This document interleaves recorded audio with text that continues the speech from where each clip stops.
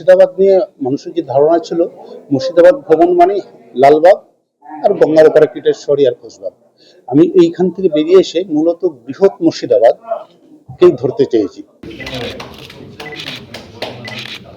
মুর্শিদাবাদ মানেই ইতিহাস, মুর্শিদাবাদ মানেই পর্যটন। ইতিহাসের মুর্শিদাবাদ একসময় ছিল বাংলার শাসন কেন্দ্র, অর্থনীতির প্রাণকেন্দ্র। চেনা ঘরানা থেকে বেরিয়ে এবার মুর্শিদাবাদ সফরে থাকবে টুইস্ট। সেই চমক নিয়েই ছবি ও বই লিখেছেন লেখক শান্তনু বিশ্বাস। বছরের শুরুতেই রবিবাসরীর আয়োজনে বহরমপুরে আনুষ্ঠানিকভাবে প্রকাশিত হল সেই বই, নাম মুর্শিদাবাদ সফর। উদ্বোধন করলেন বহরমপুর মহকুমা শাসক শুভঙ্কর রায়। ছিলেন বিশিষ্ট ব্যক্তিবর্গ, সাংস্কৃতিক কর্মী, বইপ্রেমীরা। এই বইয়ে ১৫০টি রঙিন ছবি সহ বর্ণিত হয়েছে ইতিহাসের শতাধিক স্মারকচিহ্ন।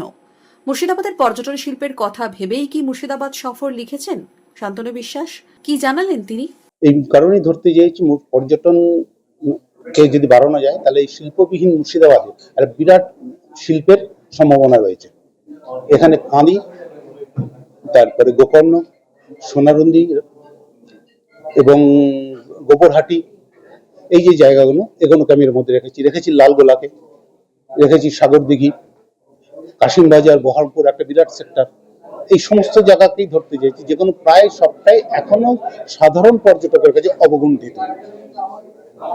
এটা আমার মূল উদ্দেশ্য, পর্যটনকে আরো বিস্তার ঘটানো। কোথায় পাবেন এই বই? বইমেলায় কি থাকছে?